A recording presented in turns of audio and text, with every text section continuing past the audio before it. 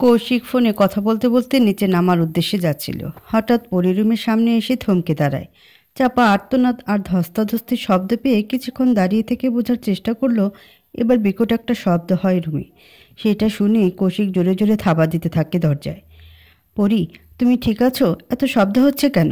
কিন্তু কোনো উত্তর নেই। রুমের ভিতর শুধু পরীর আর্তনাদই শোনা গেল। কোনো সমস্যা হয়েছে বলে কৌশিক জোরে জোরে দরজায় লাথি এবং ধাক্কা দিতে লাগলো। লাথি আর ধাক্কার শব্দে বাসার সবাই এসে দেখলো কৌশিকের কাণ্ডগুলো। শুভ্র পরীর নাম শুনতে ল্যাপটপ রেখে জলদি দৌড়ে আসে। দাদা, কি হয়েছে? এরকম করছিস কেন? শুভ্র, পরী ঠিক নেই বলে আবার জোরে ধাক্কা দিতে লাগলো। শুভ্রর মাথার উপর যেন আকাশ ভেঙে পড়ল। পরী, পরী বলে বারবার ধাক্কা দিতে লাগলো দরজায়। নিতুকে এক ধাক্কা দিয়ে পরী বিছানা থেকে উঠতেই নিতু পেছন থেকে পরীর চুল ধরিয়ে দেওয়ালে একটা বাড়ি মারে। পরীর মনে হয় দুনিয়া অন্ধকার হয়ে আসে। আর এদিকে বাসার সবাই বাইরে থেকে চিল্লাচিল্লি করেই যাচ্ছে। আজ তো আমি যাবই, তবে তোকে দুনিয়া থেকে বিদায় করেই যাব বলে পরীকে হেসড়ে টেনে কয়েকটা থাপ্পড় মারে। এতে ও দরজার সামনে পড়ে। ও টলতে টলতে দরজার সিটকে খুলে দিতে গিয়ে ও পারল না। আধা খুলে গেল। এবার কৌশিক জোরে একটা লাথি মারে। এতে দরজা এক ধাক্কায় পরী আছড়ে গিয়ে ওয়ার্ড্রপের সাথে বাড়ি খায় এবং নেতিয়ে পড়ে। এদিকে পরীকে উদ্দেশ্য করে নিতু একটা ফুলদানি ছুঁড়ে মারে, যেটা গিয়ে কৌশিকের কপালে লেগে কেটে যায়। কৌশিকের কপাল বেয়ে ঝরঝর করে রক্ত বেয়ে পড়ে। কৌশিক সোজা গিয়ে নিতুকে ধরে কয়েকটা থাপ্পড় লাগিয়ে বলল, পাগল হয়ে গেছো তুমি? আমাদের বাসায় এসে আমাদেরই আঘাত করো। নিতু কোনো কথাই শুনছে না। ওর পরীকে মারা চাই। টেবিলের উপর যা ছিল এক একটা সব কৌশিক আর পরীকে উদ্দেশ্য করে ছুটতে লাগলো। কৌশিক নিতুকে এবার শক্ত করে ধরলো আর নিতুর রাগে গড়গড় করে দাপাতে লাগলো। শুভ্র পরীর কাছে এসে ধপ করে বসে পড়ল। আর পরীর মাথা থেকে রক্তের স্রোত বয়ে যাচ্ছে। শুভ্রর আর হুঁশ নেই, নিথুরভাবে অপল দৃষ্টিতে পরীকে দেখছে। অধিক মনের উপর ধাক্কা পেলে যা হয়। অনিতা এসে শুভ্রকে ধাক্কা মেরে বলল, শুভ্র, ওকে ধর, জলদি, ওর চিকিৎসা দরকার, না হলে অঘটন ঘটে যাবে। শুভ্র পরীকে তুলে দ্রুত নিচে চলে গেল এবং কারে উঠে গাড়ি স্টার্ট দিল। অনিল দৌড়ে আসতেই দেখে শুভ্র গাড়ি নিয়ে বের হয়ে গেছে। অনিলও দ্রুত আর একটা গাড়ি নিয়ে শুভ্রকে অনুসরণ করে। নিদ্রা ঘুম থেকে উঠে চিৎকার চেঁচামেচির শব্দে এক পা দুপা করে এগিয়ে এসেই দেখে পরী রুম থেকে শব্দগুলো আসছে। ও দ্রুত রুমে ঢুকেই দেখে নিতুকে শক্ত করে কৌশিক ধরে আছে আর ওর কৌশিকের কপাল বেয়ে রক্ত পড়ছে। কৌশিক বলে নিতা দ্রুত ওর কাছে যায়। নিতাই জলদি নিতুর বাবা মা আর সাথে পুলিশের এসআইকেও কল দিয়ে বাসায় আসতে বলে। নিতু এবার শান্ত হয় এবং ওই অবস্থায় বসে পড়ে। কৌশিক ছেড়ে দেয় নিতুকে। নিদ্রা জলদি কৌশিককে ড্রেসিং করাতে ব্যস্ত আর কাছে। নিদ্রা, আমার কিছুই হয়নি, পরীকে আজও শেষ করে দিয়েছে। মেয়েটার যে কী অবস্থা গড় জানে। আমি যদি না আসতাম, নিতু পরীকে এতক্ষণ যে কী করতো ভাবতেই গায়ে কাঁটা দিচ্ছে। শুভ্র আসলামের হসপিটালে এসে থামে এবং পরীকে কোলে নিয়ে দ্রুত হসপিটালে ঢুকে যায়। রাস্তায় আসার সময় আসলামকে সব জানিয়েছে শুভ্র, তাই আসলাম সব রেডি করে রাখছিল। আসলাম জলদি ওর কাজ শুরু করে দেয়। বেশ ডিপভাবে কেটে গেছে, তাই রক্তক্ষরণও বেশ হয়েছে। শুভ্র, ও রক্তের গ্রুপ কি জানিস? কারণ পরীক্ষা করার মতো আর সময় নেই। ও পজিটিভ। ওকে বলেই আসলাম চলে গেল। পরীকে রক্ত দেওয়া হলো। অনিল এসে শুভ্রর পাশে বসে পড়ল। সব ঠিক হয়ে যাবে বাবা, চিন্তা করিস না। শুভ্র শুধু চুপ করে কথাগুলো শুনল। বাসায় নিতুর বাবা মা আর ওর বড় ভাই এসেছে। একটু পর এসআইও আসলো। নিতাই সেন বেশ গম্ভীর গলায় বলল, আপনাদের মেয়ে আজ যা করেছে, ওকে পুলিশে দেওয়া ছাড়া আর কোনো উপায় নাই আমাদের। নিতুর মা বলে উঠল, আমার মেয়ে দোষ করেছে মানছি, কিন্তু শুভ্র ওর সাথে যে অন্যায় করেছে সেটা কি বলবেন? আপনারা যদি ওকে পুলিশে দেন, আমরাও আপনাদের নামে আমাদের সম্মানহানি করার জন্য মামলা দেব। এবার নিতু বেশ জোর দিয়ে বলে উঠল, হবু স্ত্রীকে রেখে অন্য একটা মুসলিম মেয়ের সাথে পরকীয়া সম্পর্কে কি বলবেন আপনারা? আপনারা তো কিছু বলবেন না শুভ্রকে, তাই এই ব্যবস্থা। অনিতা এবার মুখ খুলল, এ মেয়ে, তোমার চরিত্র আগে ঠিক করো, তারপর শুভ্রকে নিয়ে কথা বলবে। তোমার সম্পর্কে সব কথা শুভ্র আমাকে বলেছে। আপনি একদম চুপ করবেন? যেমন মা তেমন তার ছেলে। আপনার ছেলে পরীকে নিয়ে ফষ্টিনষ্টি করবে, সেটা আপনাদের বাড়ির অনেকে দেখেও চুপ থাকলে আমি থাকবো না। নিজের ছেলের চরিত্র আগে ঠিক করুন, তারপর আমাকে বলুন বলেই অনিতাকে যা ইচ্ছা তাই বলে কথা শোনায় নিতু। স্যার, আপনার নাতির দোষও কম দেখছি না। একটা মেয়ের সাথে বিয়ে হবে, তাকে রেখে অন্যজনের সাথে অবৈধ সম্পর্ক করবে, সেটা কোনো মেয়েই সহ্য করবে না। আপনাদের সমস্যা আপনারা মিটিয়ে নেন। আসলাম এসে শুভ্রকে বলল, আরে পাগল, এত ঘামছিস কেন? একটু ডিপ কেটে গেছে, কিছু হবে না, জলদি ওর সেন্স ফিরবে, চিন্তা করিস না। শুভ্র মাথা তুলছে না, কারণ ওর চোখ দিয়ে টপ টপ করে পানি পড়ছে। অনিল আসলামকে বলল, বাবা মেয়েটা সেরে যাবে তো? কোনো ইফেক্ট পড়বে না তো? না আঙ্কেল, কিছু হবে না। কয়েক জায়গায় আঘাত ছাড়া আর তেমন কিছু না। ওগুলো ধীরে ধীরে ভালো হয়ে যাবে। ওর সেন্স আসলে ওকে আজ রাতে কিংবা কাল সকালে নিয়ে যেতে পারবেন। কোনো চিন্তা করবেন না, ও ঠিক আছে আঙ্কেল। এমন সময় অনিলের কাছে কল আসলো নিতাইয়ের। হ্যাঁ বাবা বলেন। অনিল, পরি কেমন আছে? জি বাবা, ভালো আছে। কিছুক্ষণ পর হয়তো সেন্স ফিরবে। শুভ্রকে ফোনটা দে তো। শুভ্র চোখ মুছে বলল, দাদু কিছু বলবেন? তুই এখনই বাসায় আয় বলে সব খুলে বলল নিতাই। শুভ্র কথাগুলো শুনে পায়ে রক্ত মাথায় উঠে গেল। জলদি বাসায় চলে আসলো পরীর কাছে ওর বাবাকে রেখে। শুভ্রে এসে দেখল জল অনেক দূর গড়িয়ে গেছে। নিতাই সেন বলে দিয়েছে নিতুর যদি কোনো দোষ না থাকে তাহলে আজই শুভ্রের সাথে নিতুর বিয়ে হবে, তাও রেজিস্ট্রি করে। নিতাই সেন এক কথার মানুষ। সব রেডি করে রেখেছে নিতুর বড় দাদা, শুধু শুভ্রের অপেক্ষায়। বাসায় এক প্রকার ঝগড়া চলে গেল দুপক্ষের মধ্যে, কারণ শুভ্র কোনো প্রমাণ দাঁড় করাতে পারছে না। যাই বলছে না কেন, সব নিতু বিভিন্ন যুক্তি দেখিয়ে সব কিছু শেষ করে দিচ্ছে। শুভ্র আর কিছু না বলে ওর রুমে চলে গেল। নীতি তো মহা খুশি, যাক ওর কষ্ট সার্থক। তারপর পরীর এমন হাল করবে যেটা ও ভাবতেও পারবে না। শুভ্র ওর আইপ্যাডটা এনে সোজা এসআইয়ের হাতে দিয়ে বলল, এবার দেখুন তো, এমন যদি আপনার সাথে হতো তাহলে আপনি কি এই মেয়েকে বিয়ে করতেন? বলেই নিতুর উপলের সাথে বিশেষ মুহূর্তের কিছু ভিডিও দেখালো। আমি চাইনি ও সম্মান যাক, কিন্তু আজ ও এমন কাজ করেছে যে ওর মতো মেয়ের কোনো সম্মান পাওয়ার কোনো যোগ্যতা নেই। এসআই সব দেখে বলল, সরি ম্যাম, আপনাকেই আমাদের সাথে যেতে হবে বলে দুটো মহিলা পুলিশ নিতুকে টেনে হিস্ট্রি নিয়ে গেল বাসা থেকে। আপনি কি এমন দেখলেন যে আমার মেয়েকে নিয়ে যাচ্ছেন? নিতুর বাবা বলে উঠলেন। পুলিশের তো যা মুখ, সবার সামনে বলল, আপনার মেয়ের বেশ্যাগিরির পর্নোগ্রাফি দেখলাম, তাই কোনো ছেলেই আপনার মেয়েকে বিয়ে করতে চাইবে না। আপনার মেয়ের কলসির ফুটা রেখে অন্যের কলসি ফুটো করতে চাবে, আর সেটা মিস্টার শুভ্র বসে বসে দেখবে? একদম কোর্টে দেখা হবে, বাই। শুভ্র নিতুর বাবার কাছে গিয়ে বলল, আমার সম্মান নিয়ে এতক্ষণ খেলতে ব্যস্ত ছিলেন।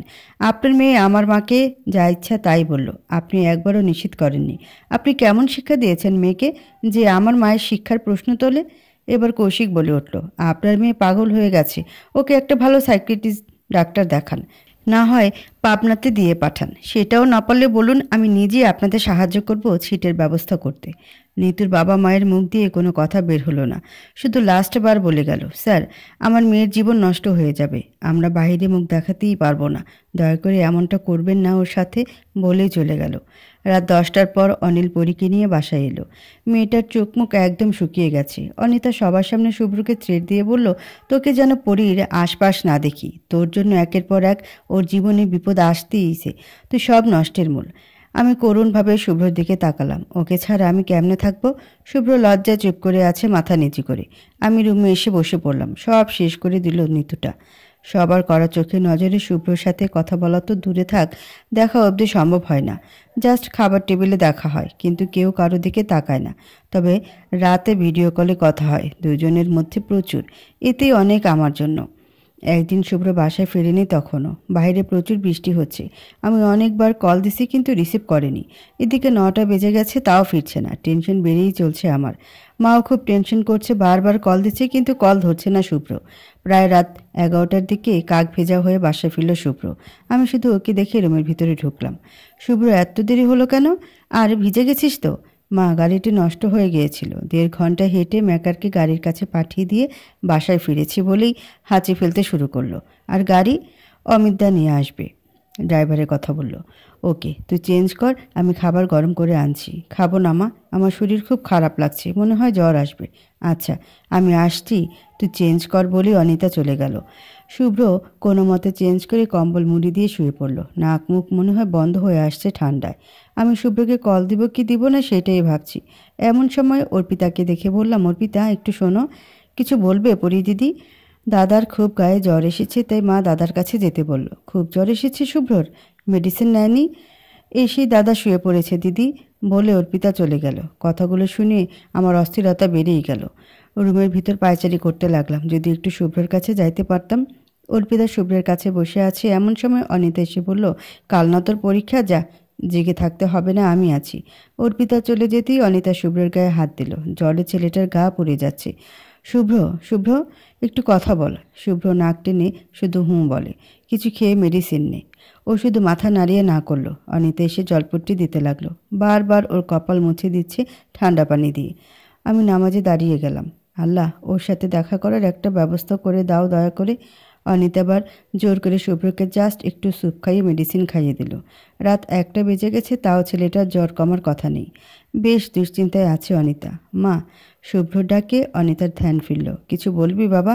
একটু পরীকে ডেকে দিবে? শুভ্রর মুখের পরীর নাম শুনি অনিতা একটু রেগে বলল, ওকে কি দরকার? ডাকো না মা। পরী এত রাত অবধি জেগে নেই, ও হয়তো ঘুমাচ্ছে বলেই আবার শুভ্রের গায়ে হাত দিল। না, জ্বর কমার কথাই নাই দেখছি। আর একটা মেডিসিন দিব নাকি মনে করতেই শুভ্র আবার বলল, মা, পরী ঘুমায়নি এখনো। শুভ্র এত রাত অবধিও ও কেন জেগে থাকবে জ্বরে? ভুলভাল বকছিস। না মা, ও ঘুমায়নি। তুমি যাও, ওকে একটু ডেকে দাও প্লিজ। অনিতা বাধ্য হয়ে পড়ে রুমে এসে দেখে সত্যি ও ঘুমায়নি। রুমে লাইট জ্বলছে। দরজা খুলে ভেতরে গিয়ে দেখে মেয়েটা কেবল নামাজ পড়ে যায় নামাজ গুছিয়ে রাখছে। পড়ি, তুমি ঘুমাওনি? অনিতার কথা শুনে পড়ি পিছন ফিরে বলল, না আন্টি, আমি তো তাহাজ্জুদ পড়ছিলাম। কিছু বলবেন? না মানে, যদি কিছু মনে না করো একটা কথা বলতাম। বলেন আন্টি, কোনো সমস্যা নেই। তুমি কি মনে করবে সেটাই ভাবছি। আসলে শুভ্রর তো খুব জ্বর এসেছে, ও একটু তোমাকে ডাকছে। বেশিক্ষণ থাকতে হবে না, কয়েক মিনিট ওর সাথে কথা বলে চলে এসো মা। শুধু শুধু তোমার ঘুমে ডিস্টার্ব করলাম। মার কথাগুলো শুনে মনে হচ্ছে এক দৌড়ে শুভ্রের কাছে যাই, কিন্তু নিজেকে কন্ট্রোল করে বললাম, ওকে, আমি যাচ্ছি। অনিতা ওখান থেকে ঠাকুর ঘরে চলে গেল কিছু আনতে। আমি শুভ্রর রুমে গিয়ে মনে মনে বললাম, আল্লাহ, তোমাকে লাখ লাখ শুক্রিয়া, আমি ওর কাছে আসতে পেরেছি। আমি শুভ্রের পাশে বসে ওর কপালে হাত দিতেই ও বলল, এত দেরি করলা কেন পরি? আমি শুভ্রের কপালে একটা কিস করে বললাম, ভুল হয়ে গেছে সোনা, আর এমন হবে না। এবার শুভ্র চোখ খুলে দেখলো পরি কাঁদছে। পরির কান্নাটাও শুভ্রর কাছে বেশ ভালো লাগে। পরি, আমার বুকে একটু হাত দাও তো। আমি ওর বুকে হাত দিলাম। প্রচণ্ড গা গরম ওর। আমি আবার হাত উঠাতেই শুভ্র আমার হাত চেপে ধরে বলল, রাখো না একটু। তুমি এত কিপটা কেন আদর করতে? কই, আমি কিপটামো করলাম? বলো আমায় কী কী করতে হবে। শুভ্র আমার হাত নিয়ে ওর পুরো শরীরে বোলাতে লাগলো। শেষে যখন আমার হাত ওর নাভির কাছে নিয়ে যায়, তখন আমি চট করে হাতটা ছাড়িয়ে নিয়ে উঠে পড়লাম। কারণ কিছুক্ষণ পর মা আসবে। তাছাড়া শুভ্রের মতিগতি ভালো ঠেকছে না। আমি উঠে বেলকনিতে গেলাম। খুব বৃষ্টি হচ্ছে। এই টাইমটাই প্রচুর বৃষ্টি হয়। বৃষ্টির মৌসুম, তাই অঝরে বৃষ্টি পড়েই চলছে। আমি খানিক পর রুমে এসে বেলকনির ঠাই লাগাতেই শুভ্র পেছন থেকে এসে আমায় জড়িয়ে ধরে। আমি ওকে বললাম, শুভ্র, মা আসবে তো, ছেড়ে দাও। ও বলল, আসুক। শুভ্র, তুমি ঘোরের মধ্যে আছো, তাই বুঝতে পারছো না। মা যদি একটু কিছু আন্দাজ করে তাহলে কিন্তু আমাদের পস্তাতে হবে। শুভ্র আমার ঘাড়ের কাছে এসে বলল, প্লিজ শোনা। বলেই কানের পিঠে একটা কিস করলো এবং আস্তে করে কানের লতিতে কামড় দেয়। আমার পুরো শরীরে যেন বিদ্যুৎ চমকালো। ও আমাকে ছেড়ে দিয়ে দরজা বন্ধ করে দিল। আমি ওর কাজগুলো দেখে জাস্ট অবাক। এ না ওর জ্বর এসেছে, তার মধ্যে ঠিকছে ফিলিংস দেখাচ্ছে। কিন্তু আমাকে ওর কথায় সায় দিলে চলবে না, কারণ মা যদি এসে দেখে দরজা বন্ধ, তাহলে আর রক্ষা নেই।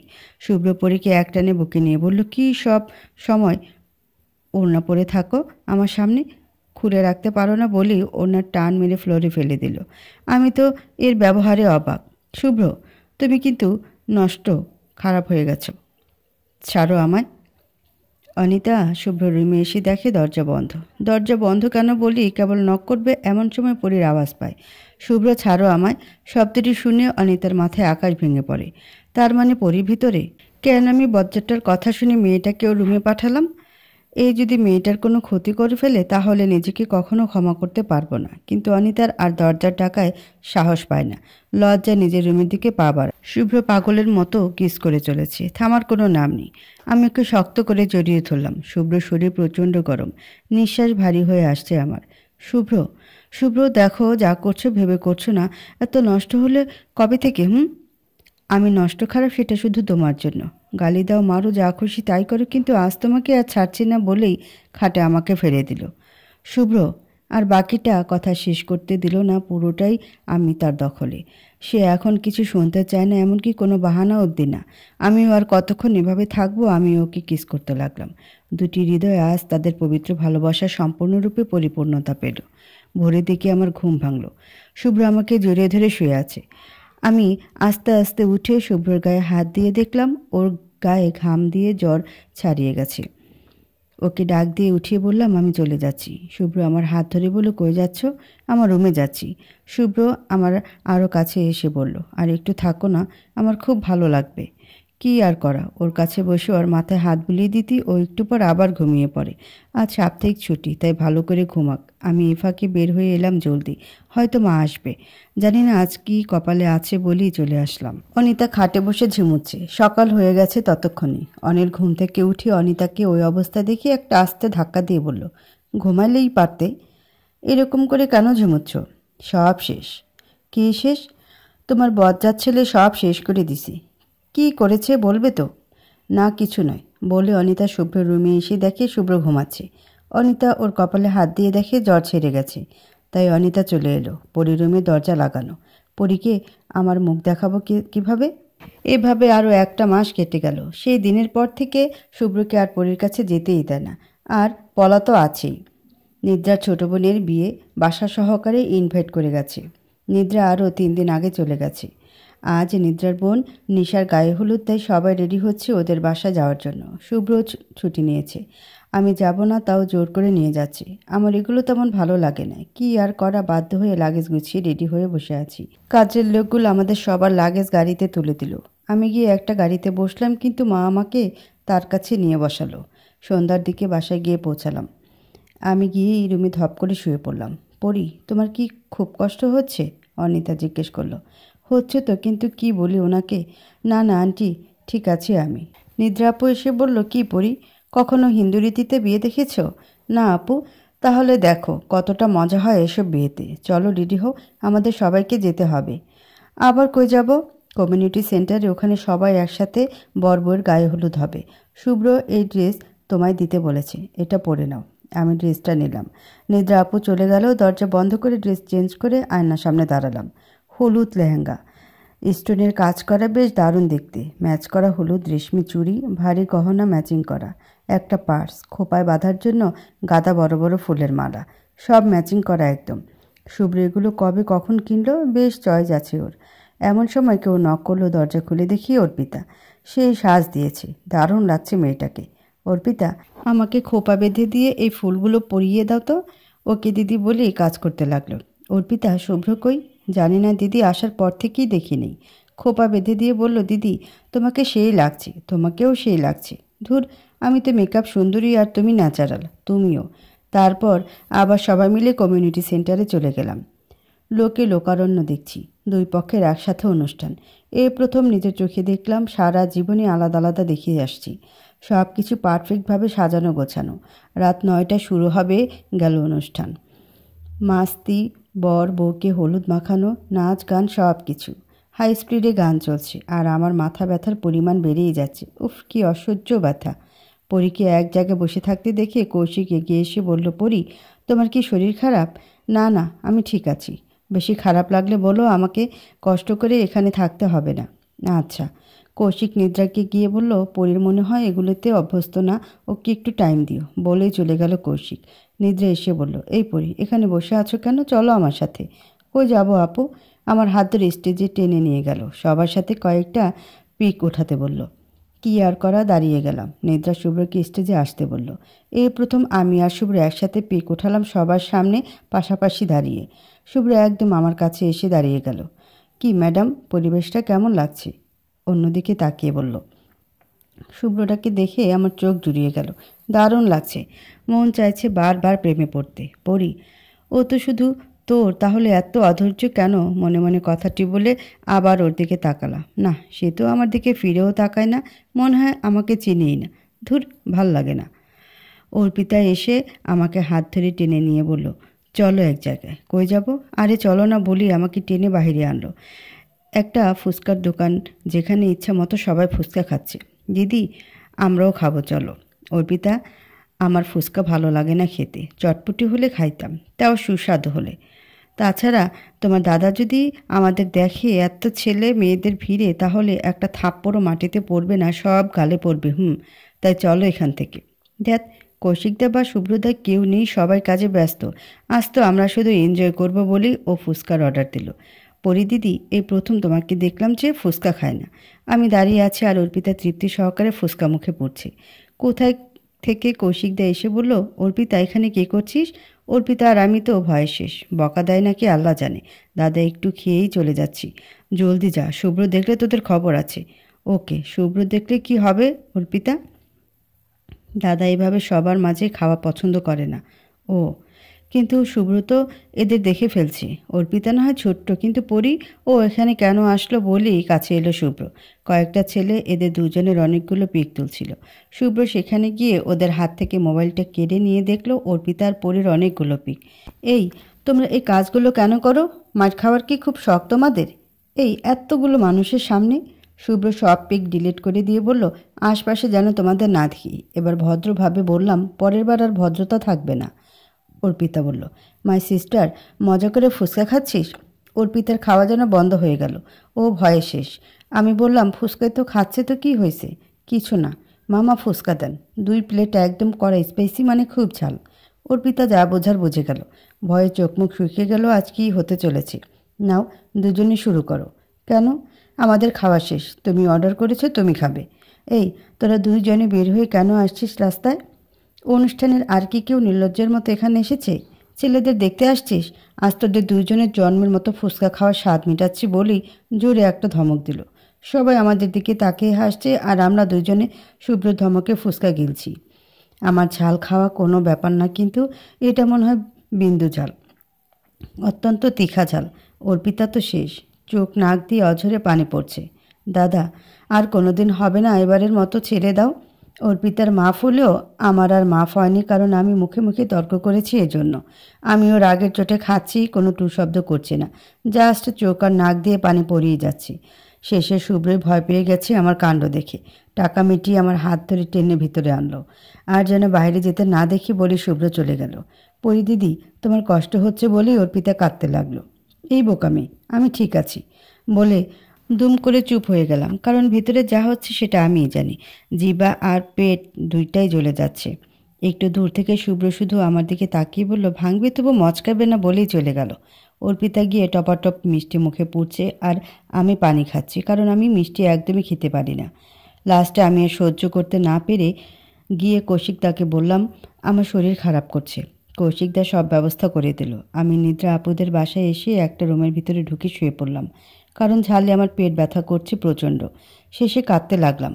কিছুক্ষণ পর শুভ্র এসে রুমে ঢুকেই বলল, কি কেমন লাগছে? বরের মুখে মুখে তর্ক করবা না সবার সামনে?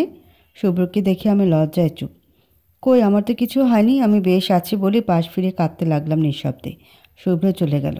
আমারও মনে যত গালি বকা ছিল সব একসাথে ঝাড়তে লাগলাম। বজ্জাত হনুমান, আমরা কাঠে ঠেকি, পচা আলু, কুমড়া বলে নানান গালি দিতে লাগলাম।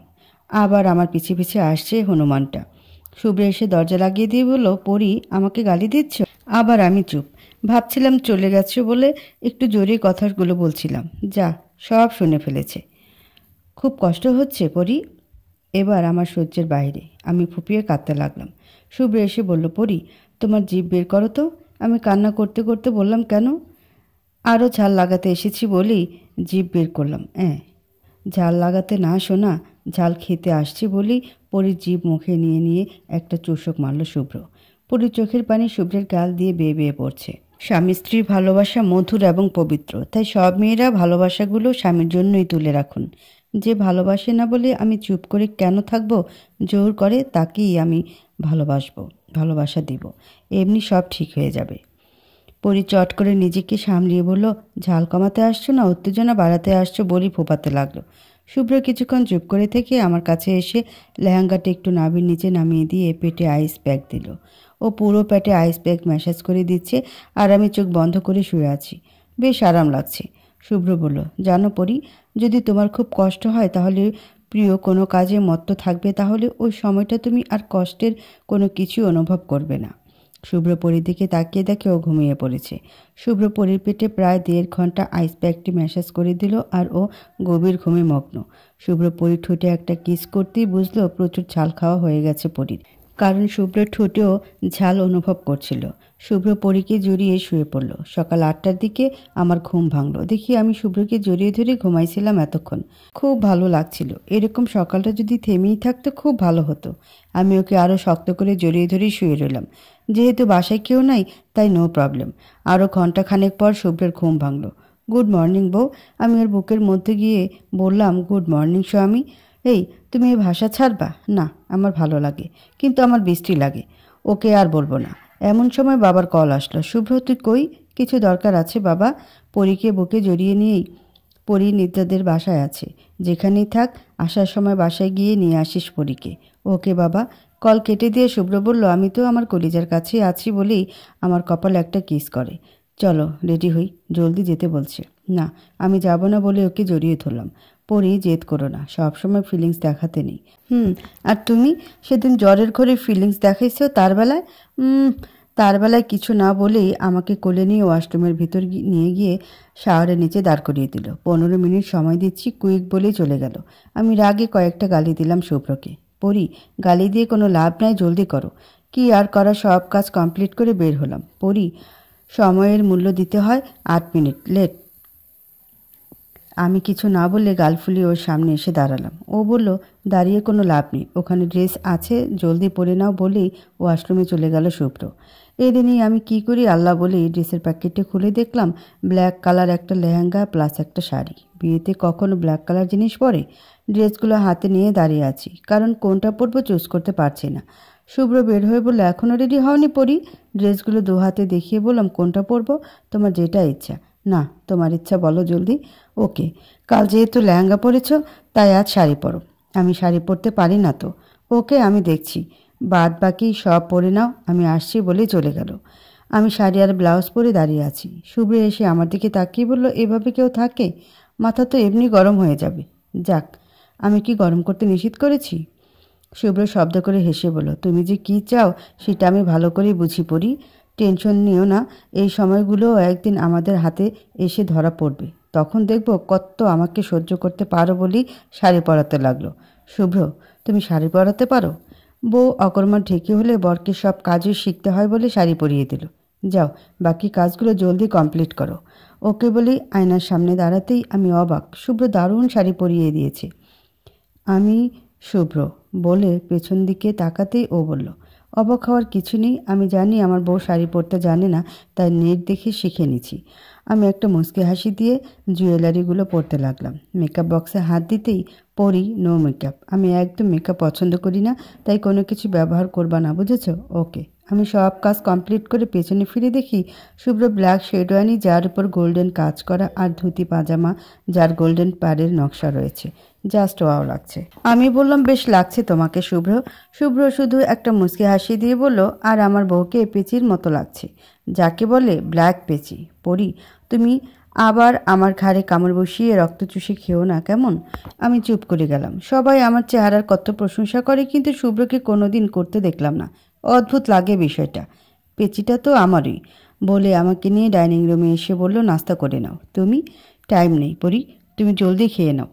আমি একটা সেদ্ধ ডিম নিয়ে মুখে পুরি দিয়ে আমিও নিজে একটা খেলাম। দেন দুজনে জুস খেয়ে বাসা থেকে বের হলাম। শুভ্র কাজের লোককে চাবি দিয়ে বের হয়ে গাড়িতে উঠে গাড়ি স্টার্ট দিল। 15 মিনিটের মধ্যে পৌঁছে গেলাম। তখন দুপুর 12টা বেজে গেছে। শুভ্র আমাকে বলল, মার পাশে পাশে থাকবা, কোথাও যেতে যেন না দেখি বলে চলে গেল অন্যদিকে। আমিও ওর কথা মতো মার কাছে গেলাম। মা আমার দিকে তাকিয়ে বলল, পরি, লাল বেনারসি পরতা? আমি চুপ করে আছি। আমার চুপ করা দেখে বলল, সমস্যা নেই, এটা তো তোমায় খুব ভালো লাগছে। আমি মার কাছে কাছেই আছি। মা বলল, যাও, ওদিকে সবাই মজা করছে, তুমিও করো। না, ঠিক আছে, আমার এখানেই ভালো লাগছে। অনিতাও বেশ খুশি পরি ওর সাথে সব সময় আছে বলে। অনিতার সাথে পরীকে সবসময় দেখি একজন বলল, অনিতা মেয়েটাকে? মা চট করে বলে দিল, শুভ্রর বউ। আমি মার দিকে, মা আমার দিকে তাকালাম। মা চোখ নামিয়ে নিল। হয়তো মার মুখ ফসকে কথাটা বের হয়ে যাবে, সেটা মা নিজেও ভাবেনি। শুভ্র কবে বিয়ে করলো বলে আমার দিকে তাকিয়ে বলল, এই মেয়ে, তোমার সিঁথিতে সিঁদুর নেই কেন? আজকালকার মেয়ে তাই সিঁদুর দেয় না কাকিমা। আমি বা শুভ্র কেউ কিছুই বলি না, যে যার মতো থাকুক। সুন্দরী বৌমা পাইছো, তাই যা ইচ্ছা তাই করলেও কিছু বলো না দেখছি। স্বামীর চিহ্ন ধারণ করবে না তাই বলে উনি চলে গেলেন। আমি সেদিকে পাত্তা না দিয়ে দিদুনের কাছে গিয়ে বসে বললাম, কি গো বিমলা সুন্দরী, তোমার কর্তা কই? এই ছুরি, মুখে লাগাম দে, কি বলছিস? এখানে কি আমার মানসম্মান খাবি? মানসম্মান কি আর খাওয়ার জিনিস গো? তাহলে তো তোমার সৌন্দর্যটাই খেয়ে ফেলতাম গো। এই বয়সে এত সুন্দর না জানি ইয়াং বয়সে কত সুন্দর ছিলা বলে মুচকে হাসি দিলাম। এবার দিদুন কিছুটা স্বাভাবিক হয়ে বলল, আমি আগে অনেক সুন্দর ছিলাম, ঠিক তোর মতো। আমার মতো কি? বলো, আমার থেকেও সুন্দর। অনেক গল্প করলাম আজ দিদুনের সাথে। মনে হচ্ছে সব স্বাভাবিক হয়ে যাচ্ছে শুভ্রর কথায়। তাহলে ঠিক সময় একদিন ঠিকই আমাদের হাতে ধরা দেবে। বিয়ে শেষ হতে হতে রাত 8টা বেজে গেল। আমি বুঝছি না, কয়েকদিন থেকে আমার শরীর কেমন জানি করছে, দুর্বল হয়ে পড়ছি। শুভ্র এসে অনিতাকে বলল, মা, কাল আমার অফিস আছে, আমি বাসায় যাব। তোমরা ধীরে সুস্থে আসো। আর পরীকে নিয়ে গেলাম, ওর শরীর খুব অসুস্থ। অনিতা কী জানি ভেবে বলল, দাঁড়া, পলাকেও সাথে নিয়ে যা। উনি যে কি করবে মা? প্রচণ্ড রেগে বলল, যা বলছি তাই কর বলেই পলাকে ডেকে শুভ্রদের সাথে পাঠিয়ে দিল। সুব্রত রাগে গজগজ করতে গাড়িতে উঠল। এরা পাইছেটা কি, বউর সাথে একটু সময় কাটাবো, তাও সাথে সিসি ক্যামেরা পাঠিয়ে দিচ্ছে। যত সব। পরি আর পলা পেছনে বসলো আর শুভ্র ড্রাইভ করছে। শুভ্রর তো মনে হচ্ছে এই মহিলাকে চাঁদের দেশে রেখে আসে। রাত 12টার পর বাসায় আসলো ওরা। এর মধ্যে পরি ঘুমিয়ে পড়েছে। শুভ্র গাড়ি থেকে নেমে এসে দেখে পরি ঘুমিয়ে পড়েছে। শুভ্র পরীকে কোলে নিতেই পলা বলল, শুভ্র, তুমি দিন দিন খুব খারাপ হয়ে যাচ্ছ, কিন্তু আমি পরীকে ডেকে দিচ্ছি। এবার শুভ্র চটে গেল। একদম চোখ গরম করে পলার দিকে তাকাতেই পলা চুপ। শুভ্র পরীকে নিয়ে সোজা ওর রুমে ঢুকতেই পলা দৌড়ে এসে বলে, শুভ্র, পরীকে তোমার রুমে কেন ঢোকাচ্ছ? শুভ্র কোনো কথা না বলে পরীকে শুয়ে দিয়ে বাইরে এসে বলল, আপনার সমস্যাটি কি? আমার বউ আমি যেখানে খুশি যেভাবে রাখি, আপনার কি তাতে? শুভ্র, পরীকে ওর রুমে দিয়ে আসো বলছি। তাছাড়া বৌদিকে কিন্তু কল দিব এক্ষুনি। দেখো বৌদি তখন তোমার কি হাল করে। এবার শুভ্রের বাঁধ ভেঙে গেল ধৈর্যের। পলা আন্টি, যদি আজ এই কথাগুলো তুমি কাউকে বলছো, তাহলে তোমাকে আমি খুন করব, বুঝেছো? এবার পলা কিছুটা ভয় পেয়ে বলল, মায়ের সামনে মিউমিউ করো আর আমাকে সিংহের হুঙ্কার শোনাচ্ছ? হুঙ্কার শোনাচ্ছি না, করে দেখাবো, বুঝলেন? ভালো চান তো? কোনো কথা নয় বলেই পলার মুখের উপর দরজা বন্ধ করে দিল শুভ্র। পলাও ভয়ে আর কোনো কথা না বলে রুমে চলে আসে ওর। শুভ্র রুমে এসে বলল, এই মহিলা আমাকে পাগল করে ছাড়বে। শুভ্রের চিৎকার শুনে আমার ঘুম ভেঙে যায়। কি হয়েছে শুভ্র? এবার শুভ্র কিছুটা শান্ত হয়ে বলল, কিছু না, সরি, তোমার ঘুম ভাঙিয়ে দিলাম। সমস্যা নাই বলে ওয়াশরুমে গিয়ে ফ্রেশ হয়ে এসে আমার রুমে গেলাম। সব কিছু চেঞ্জ করে আবার শুভ্র রুমে এসে দেখি ও ওয়াশরুমে। আমি সোজা গিয়ে খাটে শুয়ে পড়লাম কম্বল মুড়ি দিয়ে। কিছুক্ষণ পর শুভ্র বের হয়ে এসে আমাকে দেখে বলল, শরীর কি খুব খারাপ লাগছে পরি? না, জার্নিতে জাস্ট একটু ক্লান্ত লাগছে। শুভ্র আর কিছু না বলে চেঞ্জ করে এসে বলল, কিছু খাবা পরি? খাবার নিয়ে আসবো? না, আসার সময় তো খেয়ে আসলাম, পেট ভরায় আছে বলে চোখ বন্ধ করলাম। শুভ্র লাইট অফ করে দিয়ে আমার কাছে এসে শুয়ে পড়ল। শুভ্র আমাকে জড়িয়ে ধরতেই কেমন যেন শিহরণ হলো আমার শরীরে। আমি শুভ্রকে জড়িয়ে ধরে কয়েকটা শব্দ করে কিস করলাম ওর বুকে। পরি, নো দুষ্টমি, তোমার শরীর খারাপ, লক্ষ্মী মেয়ের মতো ঘুমিয়ে পড়ো। না, ঘুমাবো না বলেই আবার কিস করলাম। শুভ্র লাইট জ্বালিয়ে চট করে আমার বুকের উপর উঠে বলল, পরি, তোমার সমস্যা কি বলো তো? কাল আমার অফিস আছে, আমাকে ঘুমাতে দিবা? আমার ভালো লাগছে না এসব। কাল থেকে একই রকম ব্যবহার করছো কেন? আমি শুভ্রর কথা শুনে ওকে ধাক্কা দিয়ে নামিয়ে পাশ ফিরে শুইলাম। শুভ্র যা ধারণা করছে সেটা যদি হয়, তাহলে পরির শরীর খুব খারাপ। এখন যদি ওর কাছে যায় তাহলে বেশ সমস্যা হবে, তাই নো রিস্ক। আমি পাশ ফিরে কাঁদছি। ওর কাছে পার্মানেন্টলি না থাকতেই এরকম ব্যবহার। পরি, কান্না বন্ধ করবা, আমাকে ঘুমাতে দাও। এই কথা শুনে আমি চট করে উঠে পড়লাম। থাকবো না এখানে আর। কার জন্য থাকবো? সে আমার সাথে এ ধরনের ব্যবহার করছে, কি করে থাকি এখানে? শুভ্রর সাথে সাথে আমাকে টান দিয়ে ওর বুকের মধ্যে জড়িয়ে নিয়ে বলল, এত রাগ যে আমাকে ছেড়েই চলে যাচ্ছ? আমি কিছু বললাম না, চুপ করে গাল ফুলে বসে রইলাম। কি হলো, কথা বলবা না শোনা? শুভ্র, আমরা এরকম আর সময় পাবো না হয়তো। কথাটি বলে ওর দিকে তাকালাম। সেটা পরে দেখা যাবে, ঘুমাও এখন বলে আমার কপালে কিস করে ওর চোখ বন্ধ করলো। কি আর করা, আমি ওর বুকেই ঘুমিয়ে পড়লাম।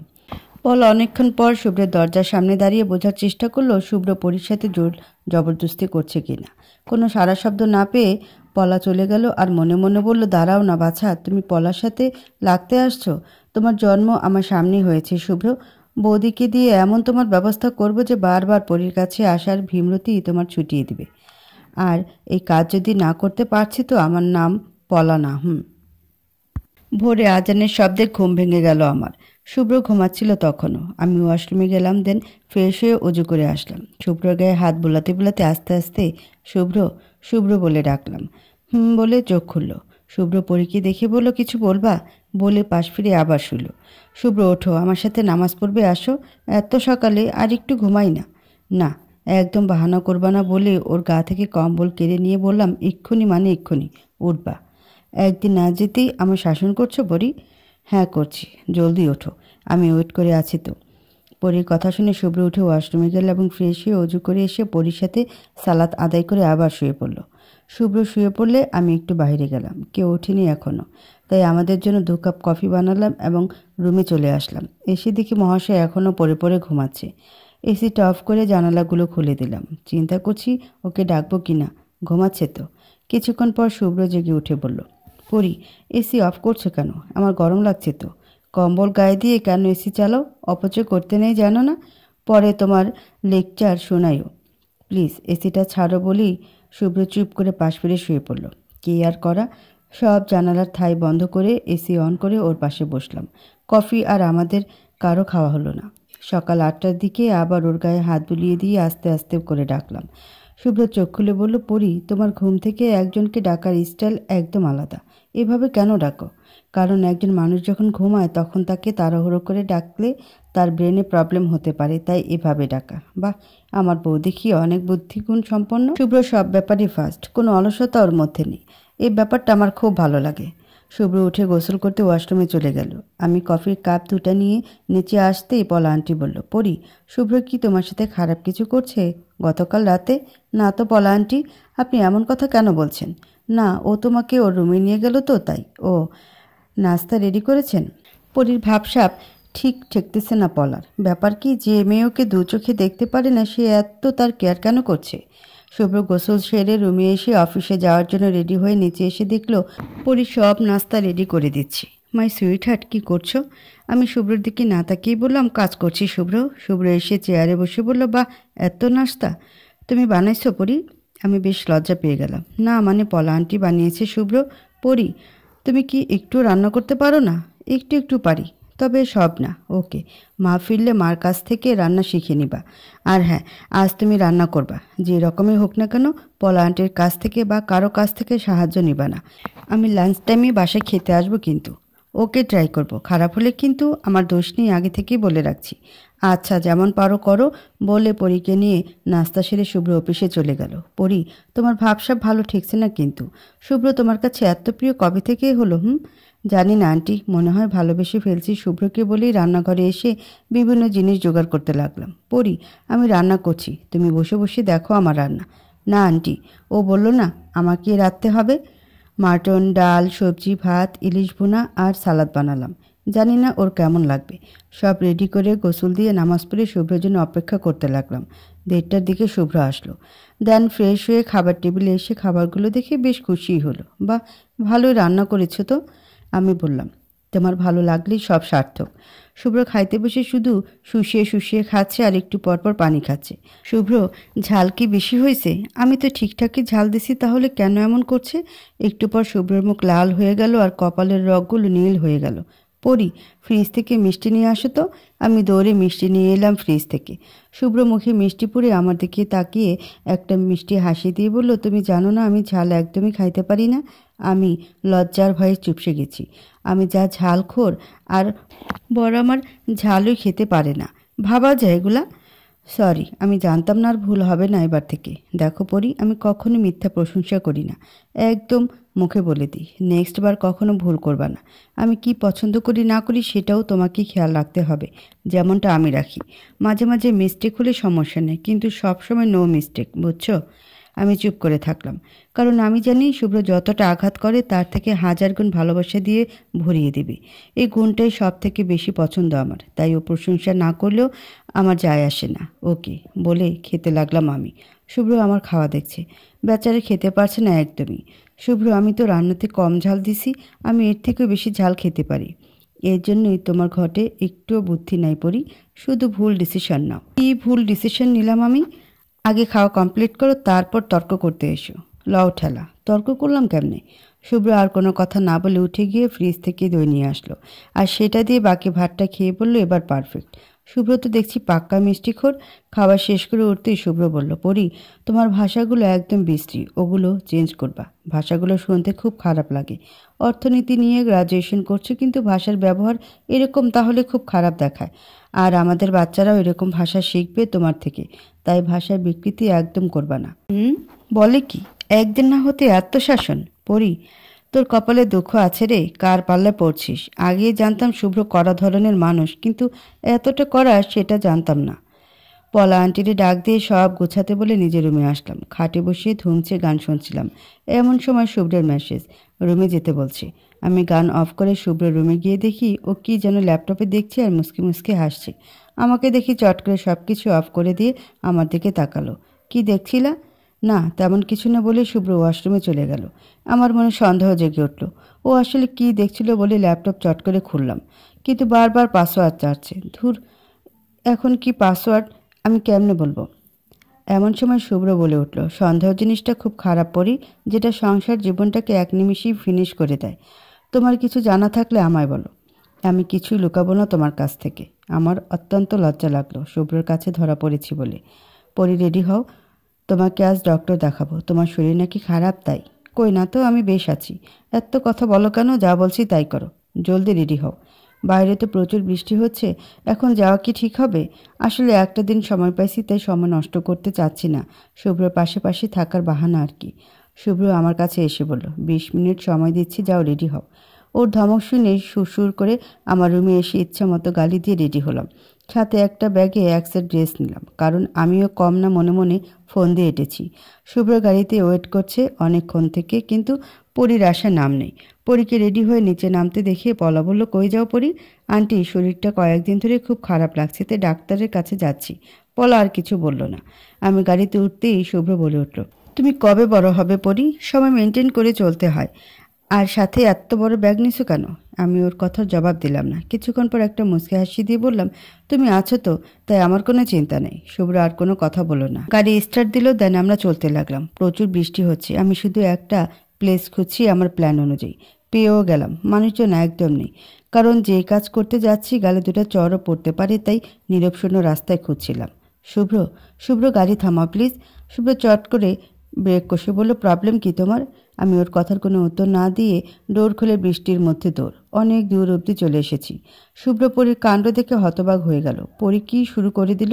ডক্টরের কাছে না যাওয়ার বাহানা। জোরে একটা চিৎকার দিয়ে বললাম, ইয়াহু, আমি সাকসেস। দুটা হাত মেলে দিয়ে দৌড়াতে লাগলাম। আমার বৃষ্টিতে ভিজতে খুব খুব খুব ভালো লাগে। শুভ্র গাড়িতে বসে কাণ্ডগুলো দেখছি, চোখ বড় বড় করে। তাতে আমার কিছু যায় আসে না, আমি তো আজ ভিজবই। আমাকে ডক্টরের কাছে নিয়ে যাওয়া বের করছি। প্রচণ্ড বৃষ্টি আমাকে পাগল করে দিচ্ছে। শুভ্রটা থাকলে আরও ভালো হতো, কিন্তু ও গাড়িতে বসে আছে আর আমাকে দেখছি। অনেকক্ষণ ভিজলাম মনের আনন্দে।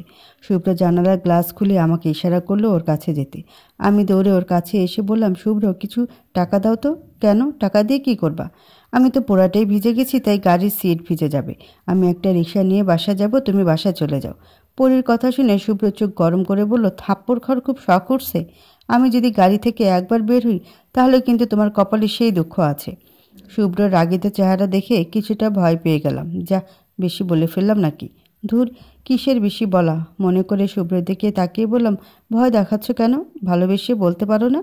আবার একটু হেসে বললাম, শুভ্র, তোমার রাগের লুকটা জাস্ট ওয়া। তুমি এত সুন্দর কেন শুভ্র?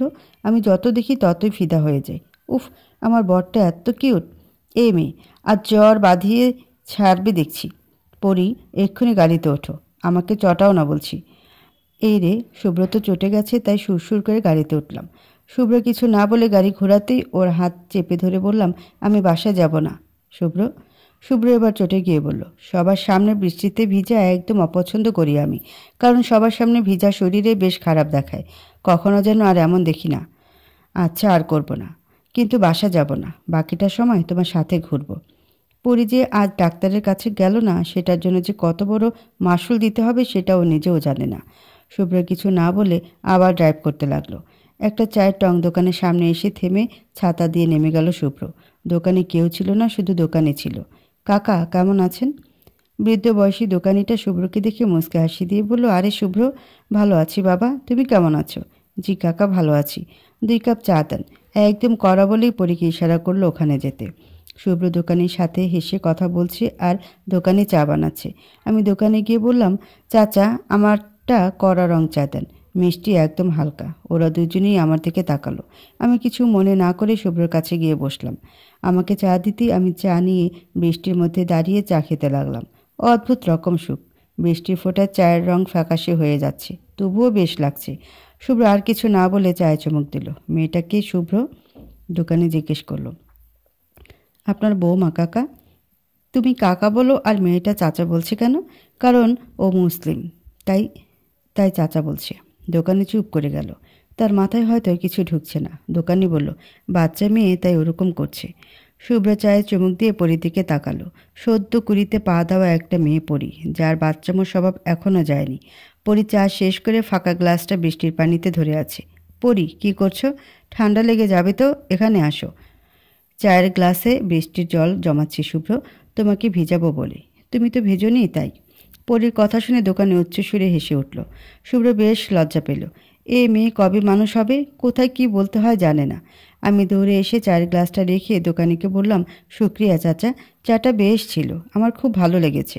আমি জলদি গাড়িতে এসে উঠলাম। শুভ্রর মুড ভালো, তাই আর সমস্যা নাই বলেই ব্যাগ থেকে ড্রেস বের করে চেঞ্জ করে নিলাম। ভিজা কাপড়গুলো ব্যাগে রেখে দিলাম। শুভ্র দোকানিকে 500 টাকার একটা নোট দিয়ে বলল, কাকা পোড়াটা রেখে দিন। দোকানি শুভ্রার হাত ধরে বলল, বাবা জীবনে আমাকে এত সুন্দর করে শুক্রিয়া বলেনি যে চাচা, চাটা বেশ ছিল, আমার খুব ভালো লেগেছে। কথাটা শুনে আমার মন ভরে গেছে। বাবা, টাকা দিয়ে আমাকে ছোট করো না, তোমরা সারা জীবন সুখে থাকো। শুভ্র আর কিছু না বলে ছাতা নিয়ে গাড়িতে এলো। শুভ্র তো অবাক, পরী এর মধ্যে ড্রেস চেঞ্জ করে ফেলেছে। কখন এসব করলে? সব তোমার প্ল্যান ছিল তাই না? আমি একটা মুচকি হাসি দিলাম শুধু। পরীর চুল দিয়ে টপ টপ করে পানি পড়ছে, যা শুভ্রকে খুব টানছে। শুভ্র একদম পরীর কাছে গিয়ে ও ঠোঁটের কাছে ঠোঁট আনতেই পরীর চোখ বন্ধ করে ফেলে। পরীর নিঃশ্বাস ভারী হয়ে আসছে, সেটা দেখে শুভ্র নিজেকে সরিয়ে নিয়ে গাড়ি ড্রাইভ করতে লাগলো। আমি চোখ খুলে বললাম, শুভ্র দাও না একটা কিস। পরী, আজ তুমি আমার একটা কথাও শোনোনি, তাই তোমার জন্য আজ আমার কোনো আদর নাই। শুভ্র আমার ওড়নাটা নিয়ে বলল, চুলগুলো ভালো করে মোছো, পানি পড়ছে। ধ্যাত্তেরি বলেই চুলগুলো মুছতে লাগলাম। বিকাল হয়ে গেছে, বৃষ্টিও থেমে গেছে।